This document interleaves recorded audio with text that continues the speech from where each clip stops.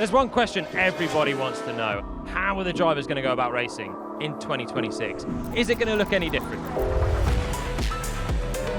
From piecing together the perfect lap on a Saturday to avoiding mistakes on Grand Prix Sunday, I'm going to look at the 5 key areas I think it's going to take for drivers to negotiate their way through this set of new regs in 2026. Qualifying is still going to be an essential part, and it's still going to be about putting together the absolute best lap on a Saturday, but the challenges will be different.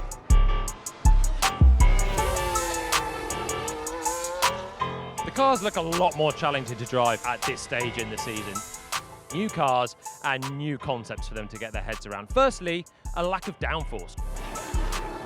The cars are moving around a lot more. You're seeing the drivers have to work at the steering rather than having the glued ground effect of recent years. The overall speeds through the corners, particularly the high speeds, are down, but the shorter wheelbase means they're also quite darty, they're quite nimble, and you can hang on to slides. The bigger difference, though, is in the power unit and the energy deployment, because that changes everything on the way in and the way out of the corners. We've seen so many lockups so far through testing. On top of that, the cars are regenerating a little bit, so the driver's having to try and get as much braking to the rear axle, which means they're becoming more unstable again. There's a theory that that's going to help drivers such as Max Verstappen and Charles Leclerc, who quite like a pointy car with a difficult rear end. Same is true on traction. They have so much torque, these new power units. You've got a 50-50 split between the ICE, the combustion engine power, and the electric motor as well now, giving you huge power and huge oomph off the corner. So we're going to see some snappy exits and some difficult entries. It is not going to be easy for them on a Saturday. The Grand Prix starts are going to be equally as crucial as they always have done, but they're going to be more complex this year without an MGUH. The 5 red lights go out. The MGUH used to do a crucial job, and that was spooling up the turbo. And without that, the teams are really struggling to get that fired up and find the sweet spot of good launch. So in the last years, we'll be used to 9 out of 10 starts being fairly uniform. The pole sitter will often lead into the first corner. Not anymore. Lewis flying to the lead from like 9th on the grid. See you later. That's a brilliant start from Ferrari. Ferrari seem to have got an early march on the field, and with their power unit customers, Haas and Cadillac, they could be ones to watch in Melbourne. And as George Russell said, he's had 2 practice starts, and they've been the 2 worst starts of his entire Formula One career. I think we've got a lot of potential beneath us, but to win a race, you've also got to get off the line quite well. Trying to find the right revs and getting that clutch release has always been the challenge. But now if you're not there, you could really bog the engine without a spooled up turbo. And if you go too much the other way, you're seeing drivers with loads of wheel spin. Either way, you could qualify on pole and be sick by the time you get to the first corner. There's no DRS this year, so overtaking and defending racecraft all round might look slightly different too. No DRS, but instead there is overtake mode. Let's close the gap to under 1 second. Which is more deployment for longer on the straight. Whilst you'll see the rear wing flaps open, that's now in conjunction with the front wing flaps, and that is active aero, where all cars will be doing it all of the time.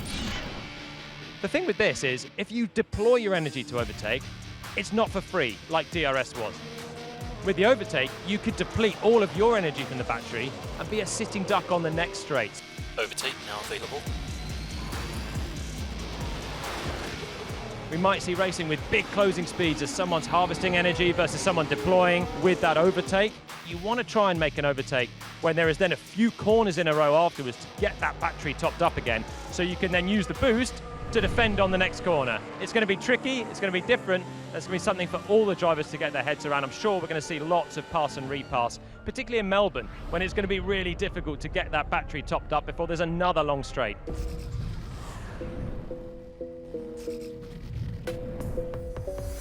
Key factors from old are going to remain as well. Tyres and strategy are going to be equally important to execute a great Grand Prix on Sunday. There is an all-new Pirelli tyre. It's narrower, it's a new construct and compound, but overall the drivers have been reporting a similar feeling. That is, difficulty when you're on combined traction, difficulty on combined braking, similar levels of degradation, so at least that's one headache they're not having to worry about too much at this stage. But it's still going to be important for them to work out exactly how the degradation is going to play out in each race. There's a feeling that because the high-speed corners are a little bit lower with the less downforce and some energy harvesting, they might not be putting so much load through the tyres, and that might make the strategy different as well. Whilst we're still going to see fuel levels coming down through the race, an undercut in theory working as drivers pit for fresh tyres, if the degradation's low and drivers once again have a topped up battery, they might be able to do a really quick in-lap, depleting that battery and come out and actually make an overcut, which we might see a little bit more this season. Strategy, therefore, could be a little bit different and it could give more opportunities.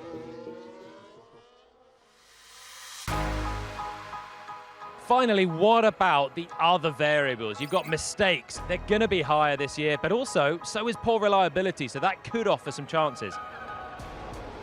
A lot of drivers have been talking about mistakes because the brakes particularly are so sensitive and they're so difficult. There have been so many lockups all the way through testing. It's one thing happening in Bahrain when you're on a test day and you've got loads of asphalt runoff. Melbourne, you don't have that luxury. You have gravel, you have grass, and you have barriers pretty close as well. Are we going to see drivers being a little bit more cautious, particularly in race trim, having to make sure they don't suddenly get a bit more power if they're playing around with the battery modes to overtake or defend, and they catch themselves out by arriving into the same corner they did the last lap a little bit too quick, lock up and go off? It could well happen over 57 laps of a Grand Prix. The concentration will have to be that bit higher at the start of this year. And on top of that, the reliability concerns. We are used to bulletproof cars. They've been so good for the last few seasons, but for a key few exceptions. This year, it's not the case. New regs, new cars, new ideas. We don't yet know what's going to break, and we don't have a huge range of circumstances. The heat of certain races might prove a problem. Who knows what's going to happen if it rains? That will be one heck of a challenge for all the drivers as well. It's one thing getting these beasts around a dry Bahrain circuit, but controlling low downforce with huge torque, especially if we get conditions like we did in Melbourne last year, these things are going to be animals. If all 22 cars make it to the flag, I will be shocked. Whoa! I thought 10-12 was easy. So, whilst it may be a bit chaotic, it may look really different in Melbourne. It's going to be fascinating to see how these cars hit the ground in a couple of weeks, and maybe there'll be different ideas to that too. Bring it on.